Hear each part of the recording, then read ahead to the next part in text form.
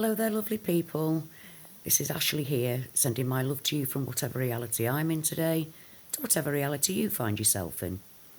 Before I start, I want to say Happy Easter because today is Easter Sunday. So if you're a Christian, I'm wishing you a happy Easter. This is, well, it's quite a difficult one for me really because, well, I'm going through my own personal spiritual battle. But the thing is that it's about the signs in the sky. I'm making this about the signs in the sky, really. Now, the other day, we had a pink supermoon. Now, back where I come from, we didn't even bloody have supermoons. Supermoon, what the fuck was that? We never had them. Yet we seem to be having supermoons on a very regular basis here. Anyway, this supermoon, the other day, I actually went out. I needed to get something from the shop. And I went out, and it was actually at the right time. Because I can't, where I live here, I can't actually see the moon rising or anything. I'm on the complete opposite side. I'm on the west. So I went out and caught, and I couldn't believe what I was seeing. The moon wasn't pink. It was fucking red. I have never seen anything like that in my nearly 55 years of being on this, well, not this plane. Because we're not a planet I know we're not a planet. Not a planet. That's a certain fact. This plane, since I've been here, I've never ever seen a red moon. Now, I have waited for supermoons before. Don't get me wrong, not supermoons, for pink moons before. A friend of mine and I waited to like 2 o'clock in the morning waiting to see the moon turn pink. It didn't. It didn't turn pink. We couldn't see any difference.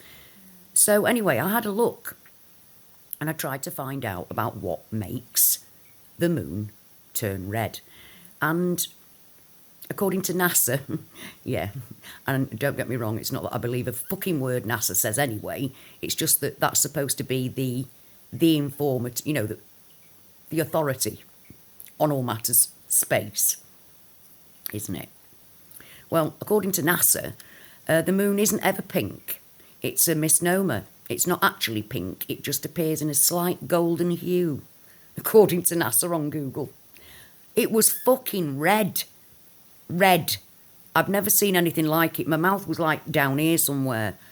My friend, who I was with, non-affected, she was like, oh, that's amazing, take some pictures. Oh, it doesn't quite catch it on my phone, on my camera. And I'm like, oh, I'm losing the plot. I'm like, oh my God, I've never seen that. I've never seen anything like that in my life. I'm gobsmacked by it, totally freaking out by it, because it was red. It wasn't pink, it was red. And as NASA, the experts themselves say, it ain't supposed to be pink at all. And it wasn't. It was like, oh, unbelievably red. Now, I went to the shop and I came back, and where you can see the moon, because you couldn't see the moon the whole way, by the time I came back, the moon was high in the sky, big, because it was a super moon. But it was white again. It wasn't pink anymore. Well, pink, red. It wasn't red anymore. So it's kind of making me wonder, what the fuck's going on there then? If the big authority on all things space, NASA, claimed that there never is a pink moon, it's never pink, and this was beyond pink, what the fuck was that then? Now, considering that, well, I've been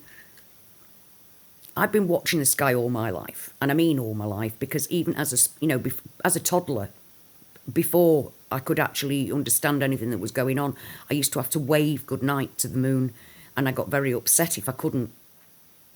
Very upset if I couldn't. So, and then as I got older, I've talked about this before, I started having what I call my strange dreams, where in the dream, the moon was getting bigger. It was getting closer and closer to us, or what I presumed was the moon. However, having seen some of the celestial bodies in the sky at the minute, it looks pretty much like my dreams from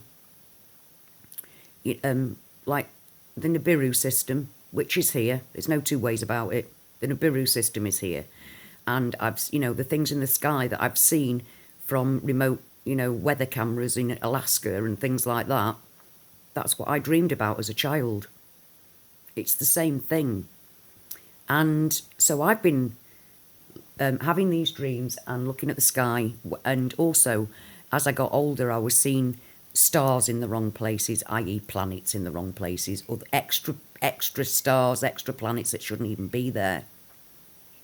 And recently, we've seen Venus move, haven't we?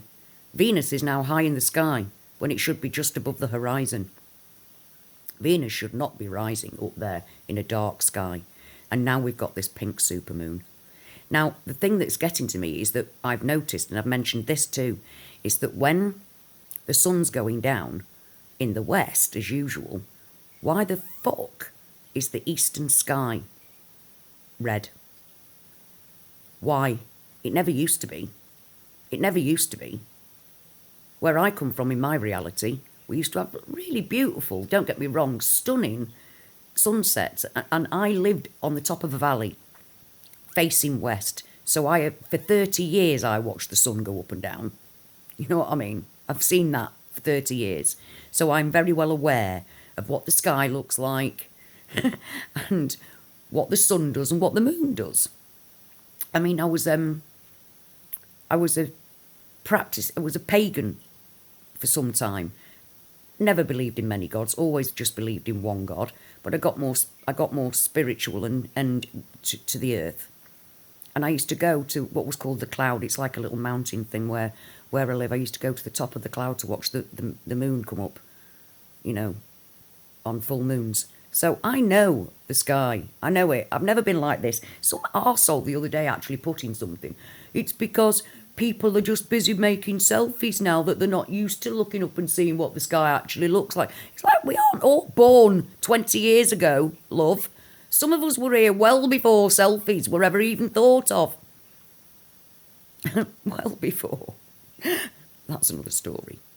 So I've seen the changes. Now, the thing that's getting to me here as well is that, I mean, I talk to my husband. I've told my husband about my dreams forever. I mean, he's been with me when I've woken up crying and disturbed by them. And yet I'm telling him that star in the sky is Venus, and he's like nonplussed by it. I'm like, and then the blood moon, this bloody big pink moon. And I'm going, oh my God, Steve, my dreams are coming true. And he's like, yeah. Oh, do you know what? At the moment I'm on lockdown in my own home, in another town away from my family. And I miss them, and I really wish I was with them at this time. But I'm also, how can I see all this stuff going on with people that don't give a shit? You know, I mean, my husband this man, who are you? You've seen me have these dreams, and yet when they're actually happening, you act like it's nothing. Are you mad? What's going on? What's going on? I mean, I'm seeing the top of Scotland come off. I can't even mention it to him because I told him I would.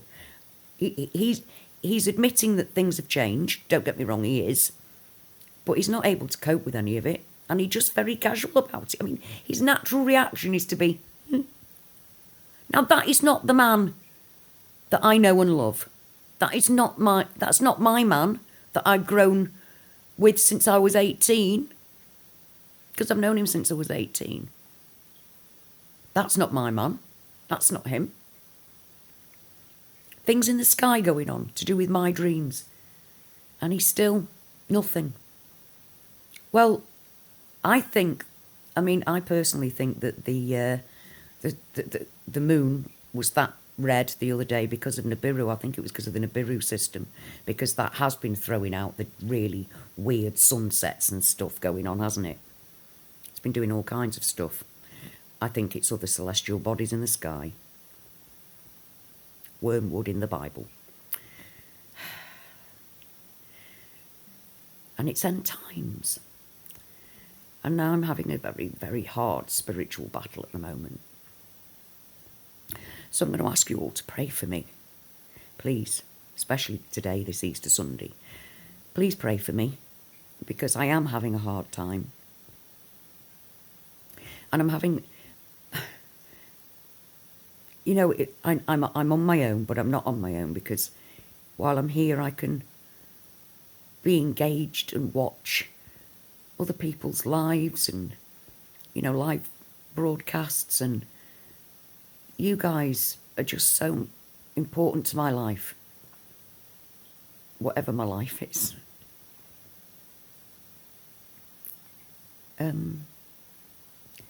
So yeah, the strange shit in the sky, with my unaffected husband not giving a shit what's happening. It's a massive, massive pink moon that NASA says shouldn't exist.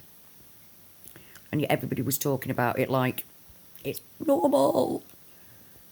Yeah, it's a bit pinker than usual. A bit fucking pinker than usual. It's actually blood red. Red. Oh, I don't want to be here. I don't want to be here anymore. Wherever the fuck we're going, get us there, please. Because I can't. Oh, I can't. I can't keep doing this bollocks. I can't live with unaffected people. You see, I've been waiting for the sky to change all my life. My husband knows I have. I've had dreams about it since before I could talk properly. He knows what my dreams are. And yet when I see them coming true, he's nonplussed. He don't care. It don't matter to him. Where's he gone?